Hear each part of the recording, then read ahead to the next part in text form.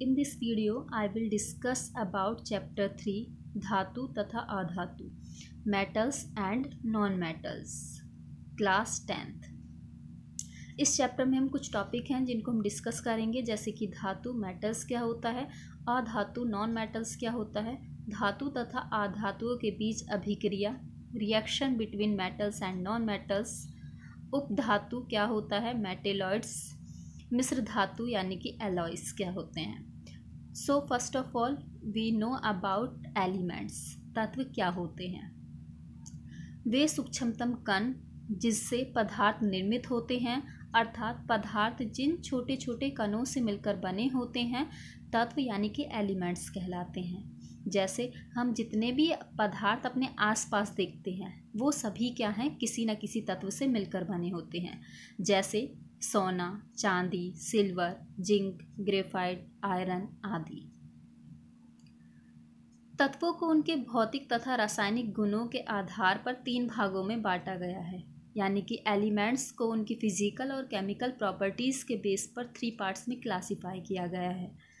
First धातु metals, second अधातु non metals and उपधातु मेटेलॉइड्स। तो सबसे पहले हम बात करते हैं धातु तथा अधातु की भौतिक गुणों की, physical properties of metal and non metal. So first property of metal, धातुओं में एक विशेष प्रकार की चमक पाई जाती है जिसे धात्विक चमक कहते हैं, यानी कि जितने भी मेटल्स होते हैं उनमें एक विशेष प्रकार की चमक होती है जिसे हम उसकी मेटेलिक शाइनिंग बोलते हैं, यानी कि सभी एलिमेंट्स में एक मेटेलिक शाइन होती है, जबकि अधातुओं में ग्रेफाइट तथा आयोडीन को छोड़कर अधातु में कोई विशेष चमक नहीं होती। यानी कि ग्रेफाइट जो पेंसिल में यूज़ किया जाता है उसमें इसमें चमक होती है, बाकी और सभी अधातुओं में कोई चमक नहीं होती। सेकंड प्रॉपर्टी ऑफ मेटल, सभी धातु वैद्युत तथा ऊष्मा के सुचालक होते हैं, यानी कि जितने भी मेटल्स होते हैं वो good conductor of electricity and heat होते हैं। जैसे कि आपने घरों में अपने वायर देखा होगा, जो वायर यूज़ की जाती है वो मेटल्स की बनी होती है, जैसे कॉपर की वायर होती है, एल्युमिनियम की वायर होती है, सिल्वर की वायर होती है। सिल्वर यानी कि चांदी जो बहुत ज़्यादा अच्छा गुड कंडक्टर होता है इलेक्ट्रिसिटी का। अधातु वैद्युत तथा ऊष्मा के कुचालक होते हैं, यानी कि जो नॉन मेटल्स होते हैं वो बैड कंडक्टर ऑफ इलेक्ट्रिसिटी होते हैं, यानी कि उनके अंदर से इलेक्ट्रिसिटी पास आउट नहीं होती। थर्ड प्रॉपर्टी, धातुओं में तन्यता का गुण होता है, अर्थात उसके तार खींचे जा सकते हैं। मीन्स जो मेटल्स होते हैं उनमें एक प्रॉपर्टीज़ होती है जिसको हम टेंसिलिटी बोलते हैं। इससे क्या होता है कि धातुओं में क्या है, उनके तार आसानी से खींचे जा सकते हैं, जबकि अधातुओं में तन्यता का गुण नहीं होता, अर्थात उनके तार नहीं खींचे जा सकते। फोर्थ प्रॉपर्टी ऑफ मेटल्स, धातुएं आघातवर्धनीय यानी कि मैल्यूबिलिटी होती है, यानी कि सभी धातुओं में आघातवर्धनीयता का गुण होता है। इसका अर्थात हथौड़े से पीटकर उसके पृष्ठ यानी कि सरफेस का क्षेत्रफल बढ़ाया जा सकता है, जैसे सोना और चांदी। यानी कि इनके क्या है, इनकी मतलब पतली चादर बनाई जा सकती है, यानी कि इनका सरफेस एरिया बढ़ाकर इनकी पतली पतली चादर बनाई जा सकती हैं, जबकि अधातुओं में आघातवर्धनीय नहीं होता, यानी कि इनके अंदर मैल्यूबिलिटी नहीं होती। जैसे कि चौक और ग्रेफाइट की बात करें, अगर इसको हम करेंगे तो इसके क्या है, छोटे छोटे पार्टिकल्स में टूट जाएगा। अधातु यानी कि मेटल्स में भंगुरता यानी कि ब्रिटलनेस नहीं होता, यानी कि भंगुरता क्या होता है, भंगुर का मतलब होता है छोटे छोटे पार्ट्स में टूट जाना। तो मेटल्स में क्या होता है, मेटल्स में भंगुरता का गुण नहीं होता, जबकि अधातुओं में भंगुरता पाई जाती है, यानी कि भंगुरता का गुण होता है।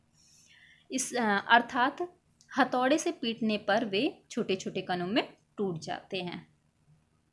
अधिकांश धातुएं ठोस अवस्था में पाई जाती हैं, केवल जो द्रव अवस्था में मेटल्स पाए जाते हैं वो हैं सीजियम, फेरेनीशियम, ग्लेनियम तथा मरकरी। ये जो धातु हैं यानी कि जो मेटल्स हैं वो लिक्विड स्टेट में पाए जाते हैं, अदरवाइज सभी धातुएं सॉलिड स्टेट में होती हैं। अधातु द्रव्य की तीनों अवस्थाओं में होते हैं, ठोस, द्रव और गैस। यानी कि मैटर की तीनों अवस्थाओं में पाई जाती है, ठोस भी होते हैं अधातु, द्रव भी होती हैं और गैस भी होती हैं। अधातु धनायन बनाने की प्रवृत्ति रखती हैं, यानी कि जैसे सोडियम एक धातु है, इसमें क्या होता है कि ये अपना एक इलेक्ट्रॉन यानी कि अपने आप को स्टेबल बनाने के लिए ऑक्टेन कंप्लीट करता है। ये ऑक्टेन कंप्लीट करने के लिए क्या होता है, इसके लास्ट सेल में एक इलेक्ट्रॉन एक्स्ट्रा होता है और उससे पहले वाली सेल में इसका एक इलेक्ट्रॉन कम होता, 8 इलेक्ट्रॉन कंप्लीट होते हैं।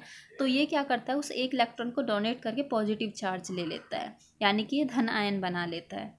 जबकि इसके अपोजिट अधातु ऋणायन बनाते हैं की प्रवृत्ति रखते हैं, यानी कि ये क्या करते हैं, जैसे क्लोरीन हो गया, ये अपने ऑक्टेन को कंप्लीट करने के लिए इलेक्ट्रॉन को एक्सेप्ट करते हैं और धातु क्या करते हैं, इलेक्ट्रॉन्स को डोनेट करते हैं।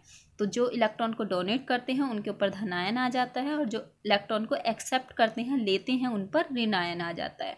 जैसे कि क्लोरीन क्या करेगा, एक इलेक्ट्रॉन को लेकर नेगेटिव चार्ज गेन करेगा। तो नेक्स्ट प्रॉपर्टी है, धातुओं के ऑक्साइड क्षारीय यानी कि बेसिक होते हैं, अर्थात जल के साथ ये क्षार बनाते हैं। यानी कि जब हम धातुओं की ऑक्साइड के साथ रिएक्शन कराते हैं तो हमें क्या मिलता है, बेस मिलता है। जबकि अधातुओं के ऑक्साइड अम्लीय होते हैं यानी कि एसिडिक होते हैं। इसमें क्या होता है, जब जल के साथ ये रिएक्ट करते हैं तो एसिड बनाते हैं, वो हम आगे रिएक्शन में डिस्कस करेंगे।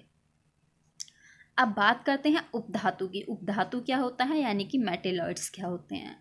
कुछ तत्व यानी कि एलिमेंट्स धातु तथा अधातु दोनों प्रकार के गुण को शो करते हैं, इसीलिए उनको क्या बोलते हैं, उपधातु। यानी कि कुछ प्रॉपर्टीज़ उनकी मेटल से मैच करती हैं और कुछ प्रॉपर्टीज़ उनकी नॉन मेटल से मैच करती हैं, तो इसीलिए इन धातुओं को हम उपधातु बोलते हैं, यानी कि मेटेलॉइड्स बोलते हैं।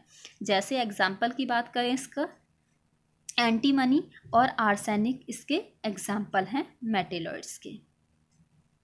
तो इस वीडियो में हम इतना ही डिस्कस करेंगे। आगे की जो टॉपिक है वो हम नेक्स्ट वीडियो में डिस्कस करेंगे। Thank you.